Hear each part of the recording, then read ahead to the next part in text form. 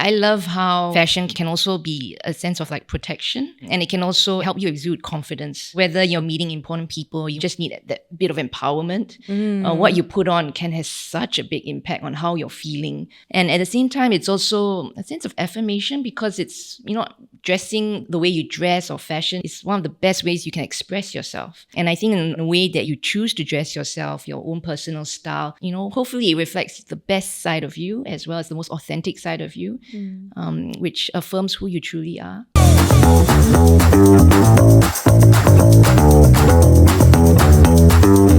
Hello and welcome back to Open House, where every conversation opens a new perspective. I'm your host, Durga. Today we are joined by the inspiring Dr. Phuc Ee-Ling, a mompreneur, a fashion designer who founded The Missing Piece, a much-loved fashion brand known for its timeless and purpose-driven designs.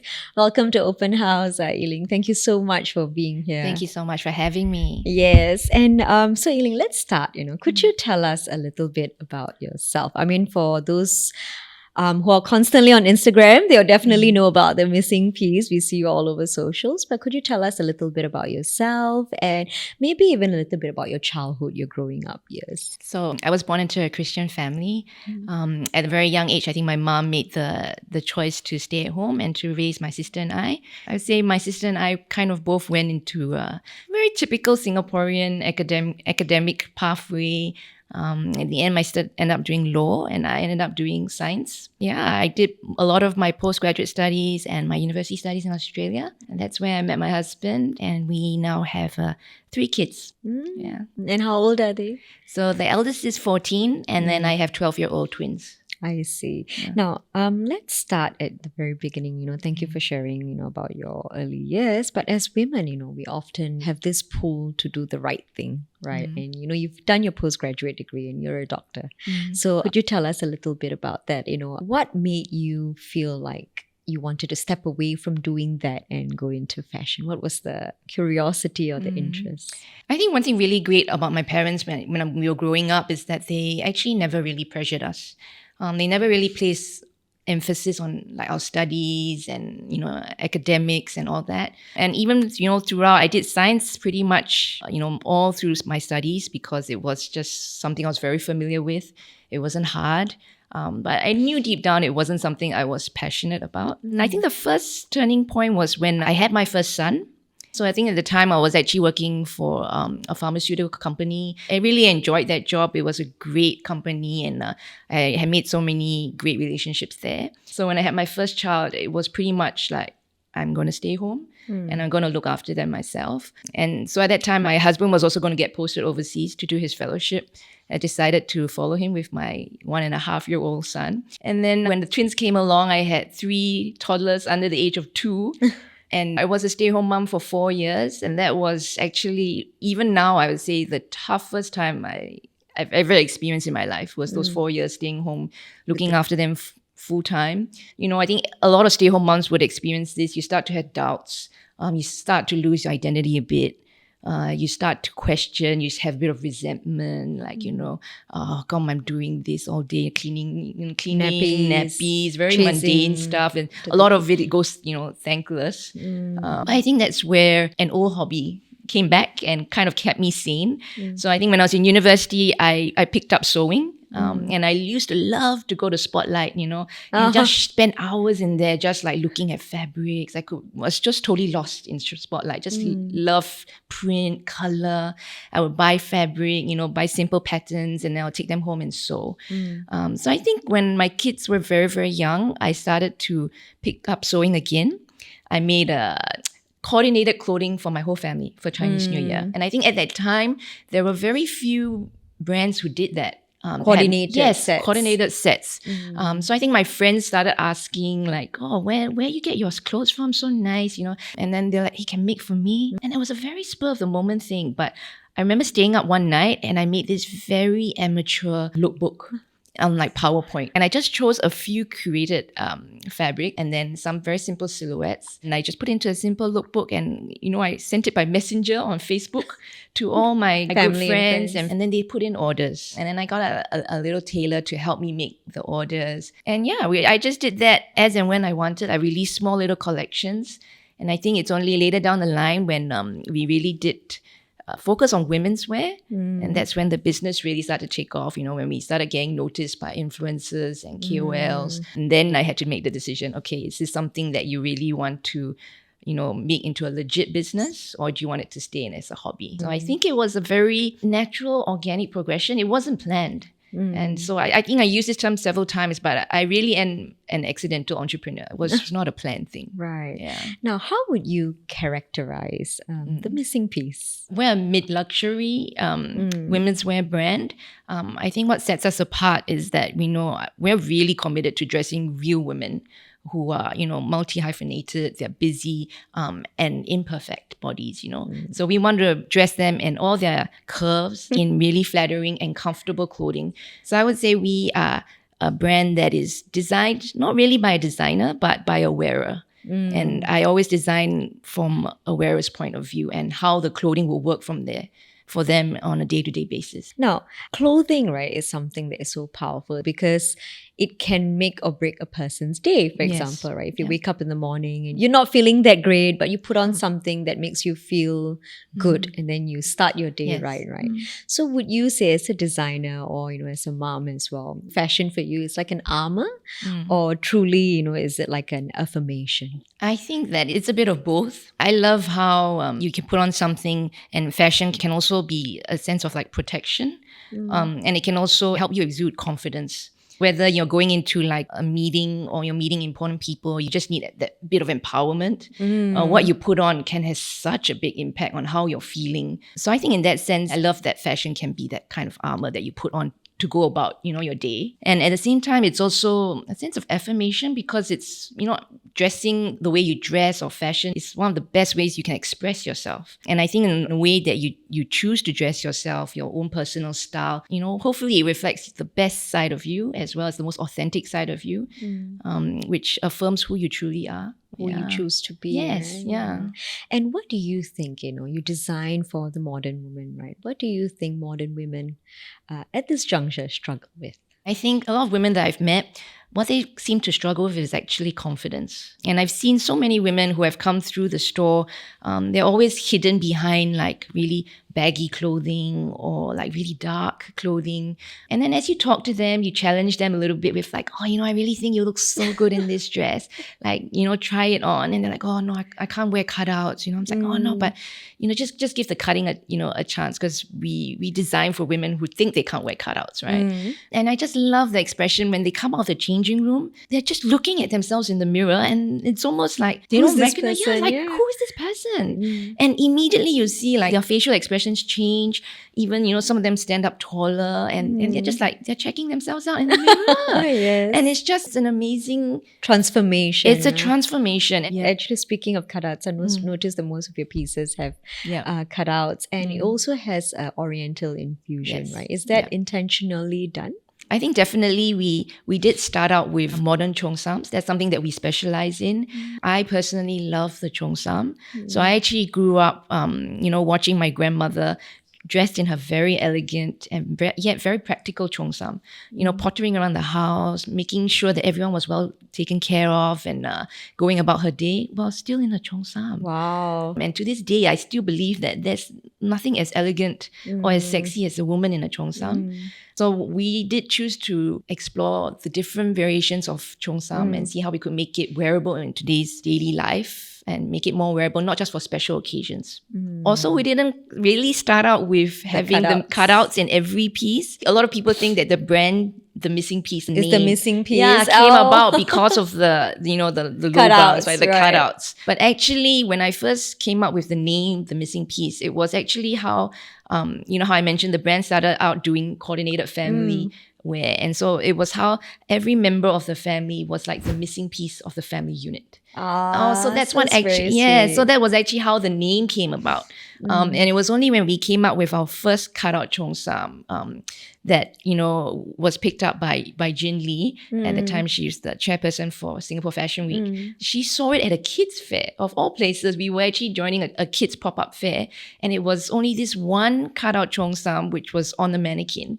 And it was a sample. I hadn't decided whether I was going to launch it. But she walked past, she saw it, and it fit her perfectly. And she walked walked home with it. And then the next day, I think she wore it to an event and posted it on social media, and just blew up and from it just took off from there. So when was the moment where you realized that, oh wow, this is why I'm doing this, like this is why I think I'm on the right track? I don't know, this might be surprising to some, but even 9 years into the missing piece, I still frequently ask myself that question, whether what I'm doing is really something that, am I being impactful? Is it meaningful? Am I just selling clothes? I always tell my team now, we're not in the business of selling clothes. We're in the business of building confidence. And I think if we keep that mindset and we really want to serve the customers by trying to make them look the best that they can and seeing for themselves that they can look so great, then that's our job. It's not to sell them many dresses, but if we can help them walk out, standing a little bit taller and believing that, hey, I can try something new and it works, then I think we've succeeded. Yeah. Right. Did you feel any pressure on this journey as a female entrepreneur where you felt that you had to prove yourself to people out there, or even to yourself? Yeah. I think maybe your biggest critique is always yourself, right? And I always do have imposter syndrome sometimes. And I always do think that, I'm not fashion trained, I'm not business trained. Everything that I'm doing now is in a way learned along the way. It's learned by experience. But I think that I've always come back to the root of it all, right? Before I started the missing piece, before I became a businesswoman per se, right? I'm a mother and I'm a daughter. I'm a wife. Sister, a friend. And those things came first. And so tomorrow, if the business were to fail or if the business was taken away from me, I think I would be fine. Yeah. You're still all of those. I'm still all of those, which for me, I think setting that from the very beginning, from day one of the business, being sure of that, I've always come back to that. Do you regard, fashion as a form of storytelling? Telling the stories of the various women that you work with or the customers that come through your door. Do you regard it that way? Yes, I do actually. I think that there are different aspects to fashion being, great for storytelling. Number one is through the customers themselves or like the people who wear TMP. They have amazing stories, and I actually love to hear, their stories and to share them with our community and our audience. And I also love to see how they're writing their own narrative, and doesn't matter what season they're in, they have a missing piece for that season. And I also love how every day, even in our own journeys, right, there are seasons. And for me, there was a period where I was at home a lot. And so I would primarily just, design pieces that really suited running about, being really comfortable, loungy. And in different seasons of my life, I would design different collections that sort of reflected what you were going through. What I was going through at that time. Yeah, at that point in time, or how I was feeling. And I think even now, when customers choose what they're going to wear, they say that they have a missing piece for different days, different activities, or even on a day where they're celebrating, or a day where they need to be encouraged or feel motivated. They will pick out a different piece. So I love the whole element of how you can have a missing piece that sort of fits your narrative at that point in time. And what has been the greatest, I would say, challenge for you throughout the 9 years? Of course, having to juggle the different roles as a mother, wife, and of course as a business person. But importantly, within the business itself, what were some of the struggles that you faced in the initial years, and how did you overcome them? The biggest challenges have probably been managing people, managing staff, finding a way to keep them motivated, training them up to a level where they could potentially leave you, but then having them stay. I think that has always been one of my greatest challenges. And also maintaining the culture of the team, maintaining the culture of the business is something that is really important to me. And sometimes that is hard to do when there is, so many people involved, and different personalities come in, and you're faced with stressful circumstances. But thankfully, the team that we have now works wonderfully together. Yeah. Now, just going back to a little bit about, what your educational background is. You studied science, basically. You've got a PhD. So do you ever get to use that in the work that you do now?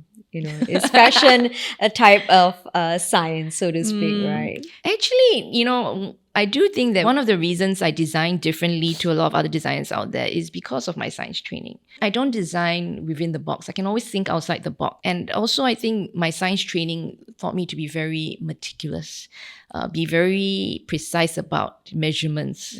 So I think why a lot of people like our cutting so much and say that it just feels different to, when they're trying other brands is because I'm so precise about every measurement. Like our manufacturers can go, it's just 1 cm, lah, boss. Just let it go. I'm like, no, but that 1 cm around is times 2, and it makes a difference, whether it looks proportionate or it doesn't. So now, what is one of your favorite aspects of being a designer? I think my favorite aspect is being able to challenge my customers, transforming them, and then just making them feel so good within their own skin. We have actually many customers, who have come and over the years grown with us. Even their dressing has changed. I think one story that's always stuck with me, there was a customer, I think, who was going through treatment and chemotherapy for a few years.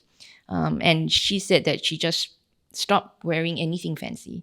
And she would just let it all go and just wear t-shirt and shorts, And there's one day, the day that she finished chemo, and then she went for a checkup, and then, the doctor told her that she was in remission. She came straight away to the store, and at that point in time, she had still had a shaven head and everything. And she just said that, I've come today and I'm ready to shop, And she said, I just knew that today is such a happy day and I can finally, wear a missing piece. Oh. She said she was just looking on socials like, it's so nice. She really wanted to try, but she didn't even know if she would even get the chance to wear it, right? Yeah, but she said the minute the doctor told her she was in remission, from the clinic, she came straight to the studio and she said, I'm buying myself that dress. Right. And then when she came out of the changing room, she was like, I feel fantastic. Yeah. So that's amazing, That's why I was asking you earlier, how do you see yourself? Because at least for me, I think it makes or breaks my day, how if you get up and you feel not so great, but if you put on something great and you get ready, you absolutely can change your mood. Yeah, absolutely. Having said that, I noticed that in your pieces, you have a lot of color. Right. So there's, two schools of thoughts, right? Yeah. Sometimes it's like New York chic, sometimes it's all black. Yes, it's yes. very dark colors, but you have a lot of colors in your wardrobe. Is that a very intentional thing or just? I've always gravitated towards color. So I think every time, if we had to choose even color swatches, I would automatically gravitate towards jewel tone colors. And then they'll team me what about black? Black is a really good staple. I'm just like, oh yeah. Why choose black when you can choose fuchsia? Right. I don't know why, but I just gravitate towards color and print. My customers who know us well know that if they were to ask Ee-Ling, should I choose black or should I choose a color? I'm definitely going to choose a color. Yeah. And I tell them, you can find black anywhere. If you go into Zara, Mango, everywhere you can find black, you can find beige. And actually, I do find a lot of customers who come in, they're looking for a specific color. Yeah, right. So that they know that if they needed, a purple or a canary yellow piece because it's corporate colors, right? They're looking for something for corporate. They'll come to the missing piece because they know they'll be able to find something that they would wear again in that color. Do you feel that maybe women from different age groups, because that they're different seasons of their lives, do you feel that they gravitate towards fashion very differently? Definitely. As we get a bit older, we definitely become very practical. I think we do have that element of practicality. And also, actually, even now when I'm designing for you say for young mothers, I always I tell my team it's like the pick up children test. Oh, okay. So What's that? I'll wear the garment and then I'll go forward and try and pretend I'm picking up a child. Yeah. So I said if I can't pick up a child, if the sleeves are restrictive or they're uncomfortable that I can't hold my kid, then we're going to have to tweak that. Yeah, right. And we actually have quite a lot of multi-generational shopping, happening in our store. I love it actually when mothers come in with their daughters and they just have spend hours just shopping in our store. And whether they're older, they're in their 50s, 60s, or they're younger in their 20s, they can find something. Right, and it becomes a moment of bonding as well. Oh, right? definitely. Shopping with because I do shop with my mom till this day. For saris and things like that. And it's just aside to buying it, I feel that moment you spent. with your family, it really brings it all together. Yeah, right? definitely. You're not just Yes. shopping for an outfit. Yes. Reflecting on this journey, Ling, what has been the most rewarding aspect of this journey for you? I think for me, it's definitely been the people that I've met through the missing piece. Whether it's through the suppliers that I've grown with and traveled with, journeyed with through the business, or to my team, like people who have come and gone through my team, or people who have been with me from day one. We're almost like a family. And then of course the customers that I've met, so many of them have become friends. And what's in store for TMP, coming up?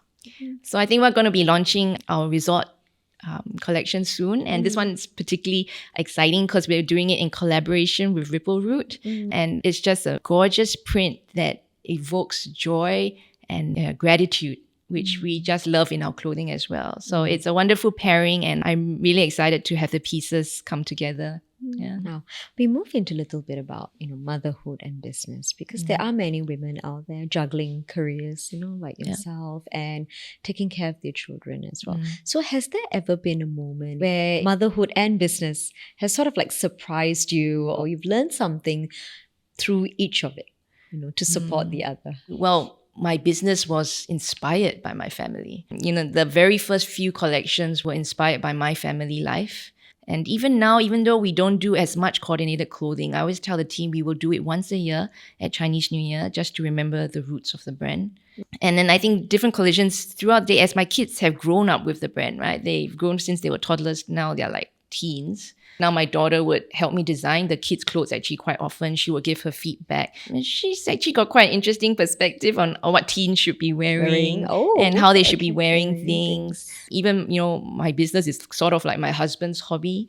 He still does photo shoots for us, and he still loves to dabble in my social media. He's a radiologist, right? Yes, he's a radiologist. So, but he loves to, dabble in the business. It's become a family affair. It really has become a family affair. And I think that even my employees are very familiar now with my family. It's like intertwined. Yeah. And what advice do you have for women out there who are probably thinking of taking that step but are hesitant because, I'm a mom first, or I'm a wife first, Okay, from my own experience, so I can only speak from my own experience. I actually feel like if you are considering starting your own business, to just do it, to take that leap of faith. For me as well, I have no fashion background, I have no business background, but I actually wanted to start a business also because it could work around my family. It's not a 9-to-5 job, but I could always fit my family in, or I could fit the business around my family. And there is really very few opportunities to do that and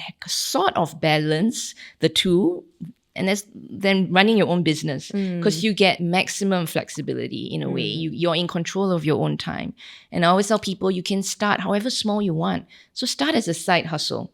Start as a hobby and see how it goes. If it's something that you think will grow, then you can slowly, expand it, and just take things at your own pace. So what do you feel personally? You've spoken to so many women and you've seen so many. What do you feel they struggle with the most to, just start on not just a business, but to start on any dreams that they have? I think they're always stuck on the details or having everything lined up first before they will, take the leap. I can understand, especially say, for example, for like a fashion business, a lot of things that's holding people back it's like maybe making sure the supply chain is all settled, and having that, foolproof. But that part is actually a very tricky part of the business, that if you're going to wait for that to be 100%, well, I have to have this and this sorted out, having the details, all the logistics planned out, or having all your ducks lined up in a row, that kind of stops them from actually just stepping forward and taking the leap and just taking it one step at a time. Yeah. Now, what have your children, I would say as a mother, taught you about yourself? Oh, my kids have taught me that I have many areas of weaknesses. Yeah, they humble me every day. Actually, my kids have also taught me that I'm able to multitask a lot. I'm able to solve problems. I'm not always patient. My kids have taught me to be kinder to myself, to be assured that I am trying my best. that I have their best interests at heart. I have my team's best interests at heart. I definitely am one to still make mistakes, but I will try my best to do what's best for them. Now, what's the legacy you hope to leave behind? As a mother, as a woman, or as a designer? I think, I would hope to leave a legacy of confidence, belief, and empowerment, whether it's through the dresses that I design, helping people to really present themselves in the best way and most authentic self, or whether, it's through a family who believes that they can chase their dreams and do whatever their dreams take them. Now, before we go, what would you say, right, are the qualities that anyone should have, man or woman, right, in order to survive and thrive in this industry? Yeah, I think they would have to have grit, and they would have to have perseverance, and they would always have to remember to surround themselves with good people. They always say that in the 20s, it's always about the destination, right? And then in your 30s, it's about the journey. But in the 40s, it's about the company. The company that you're keeping, and who you're still surrounding yourself with, whether it's your team or with other fellow entrepreneurs, who you're going around with is going to make a difference. That's wonderful. Now, last question, right? How do you stay true to what you want to see in your business, in terms of your design or the community that you've built?